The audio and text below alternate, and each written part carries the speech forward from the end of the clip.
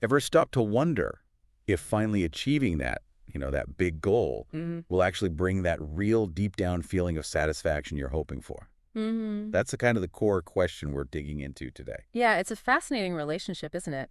Between achievement and that really elusive sense of self-fulfillment. It's something people have pondered for ages. Right. It really gets to the heart of what makes us feel genuinely content. Absolutely. So for this deep dive, we've pulled together quite a range of perspectives, philosophy, psychology, even some personal stories. Yeah, lots of different angles. We're basically trying to boil it down, extract the key insights to help you understand what really contributes to that feeling of being fulfilled. Exactly. The mission here is to get past a simple yes or no.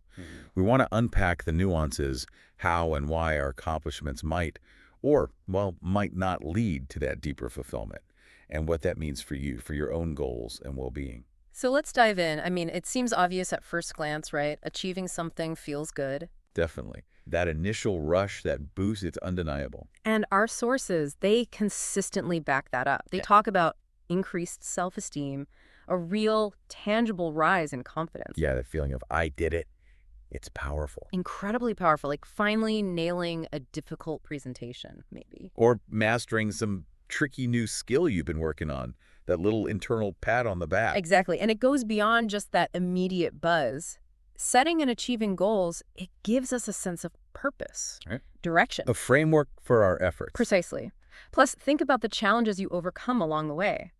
That forces personal growth, development. You learn things, you adapt. You definitely expand your capabilities. Uh-huh. So, okay, on the surface, achievement looks like a pretty clear path to fulfillment. And this is a big but. There it is. Our sources suggest there's, well, a lot more to it, especially when you look at what's actually driving you. The motivation. That's where it gets really crucial. The type of motivation behind the achievement makes a huge difference in whether it leads to genuine fulfillment. We're talking about that fundamental split between intrinsic and extrinsic motivation. Right, intrinsic versus extrinsic. Break that down for us. So intrinsic motivation, that comes from within. It's an internal drive. Maybe you just love the activity itself, or it aligns really deeply with your personal values. Like someone playing music just for the joy of it. Perfect example. Or volunteering because they truly care about the cause, not for recognition. It's that inner fire, as you said earlier. Got it. And the sources, they really emphasize this. That kind of motivation is strongly linked to lasting fulfillment. When your goals resonate internally, the satisfaction is just deeper, more sustainable. So intrinsic motivation fuels that lasting feeling. That's the key takeaway, yes. Then you have extrinsic motivation. Which is the opposite, I assume, driven by outside stuff. Exactly, external rewards. Seeking approval, maybe a promotion, money, status. Okay, in achieving those goals. Well, it can definitely give you a temporary sense of satisfaction. I mean, who doesn't like getting praise or a bonus? For sure, feels good in the moment. But it often doesn't tap into that deeper well of fulfillment. The satisfaction is often fleeting. It's tied to the reward itself. So extrinsic rewards offer more of a fleeting pleasure, almost like constantly chasing that external validation.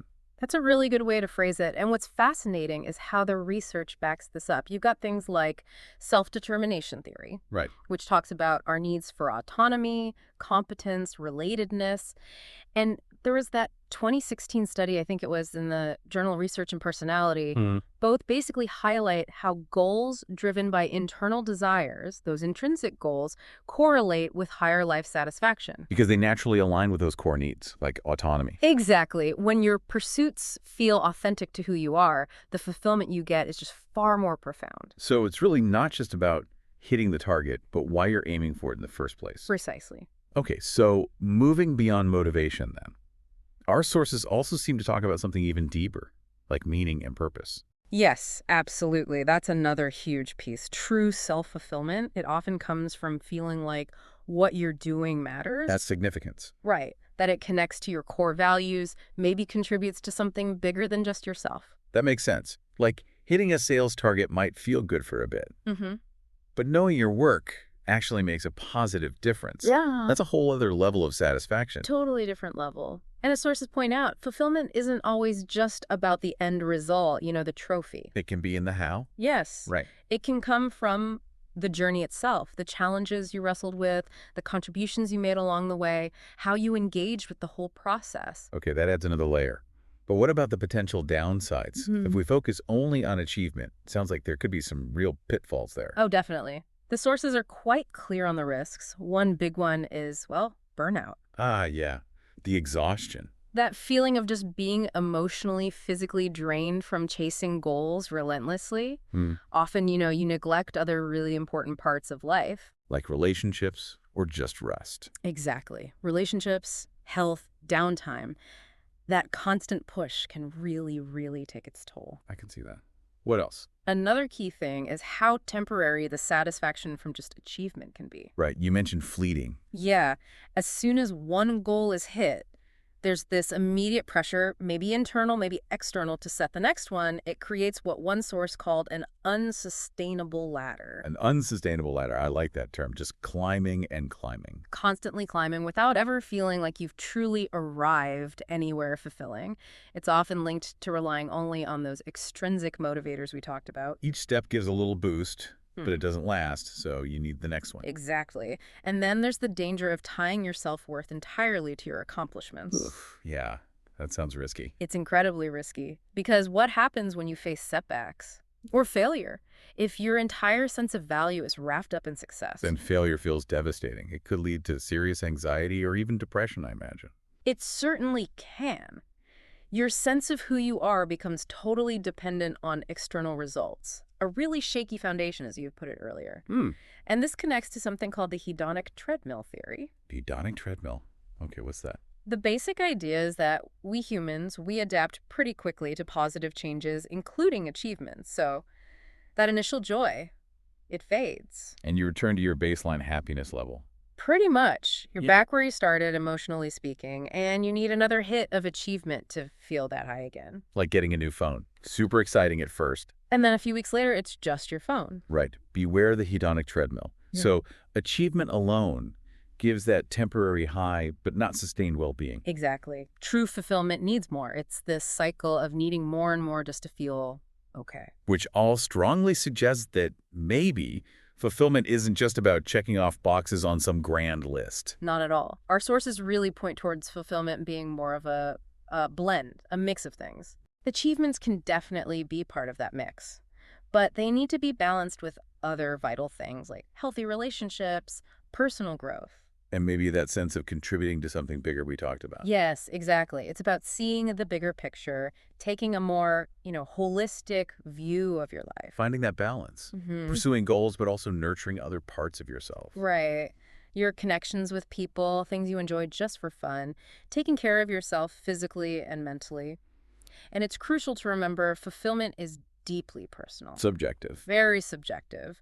What brings deep satisfaction to one person might do nothing for someone else. It really has to align with your own inner values and desires. No one-size-fits-all formula there. It's really not.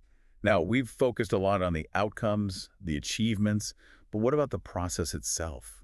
The journey, did the sources touch on that? They did, yeah. And it's a really important point. For some people, the actual process of working towards a goal can be more fulfilling than reaching the end result. Interesting. So the engagement, the struggle almost. Yes. The learning, overcoming the obstacles, the effort and dedication you pour in.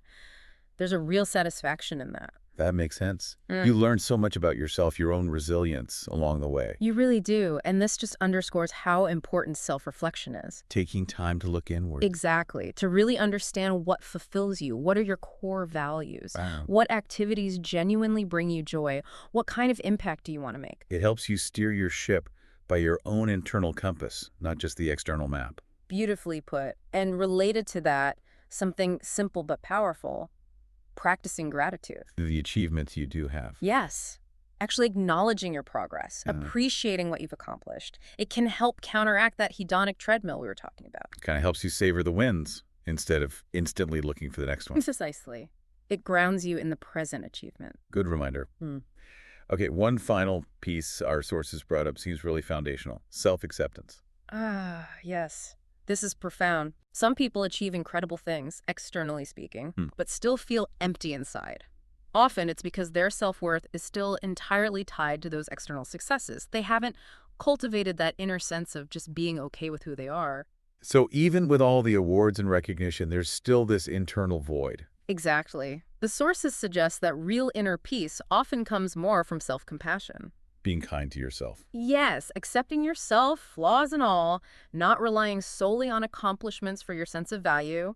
It's about building that solid internal foundation of worthiness, independent of outcomes. Wow. Okay, so wrapping this all up then, Uh, it really sounds like, yes, achievement can contribute to self-fulfillment, it definitely can. but it's absolutely not a guarantee. And it's certainly not the only path.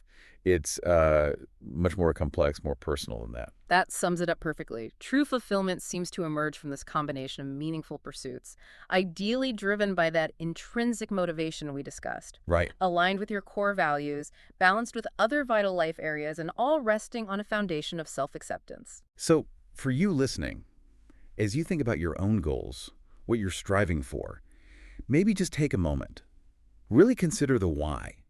What truly brings you that lasting satisfaction, beyond just the applause of the title? Yeah. And maybe here's a final thought to chew on. Considering everything we've explored today, what's maybe one small shift you could make? Just one small thing. One small shift in how you approach your goals. Something that might help you cultivate a bit more genuine fulfillment, both during the process and long after the goal is actually achieved. Just something to think about regarding that balance between your ambitions and your inner well-being.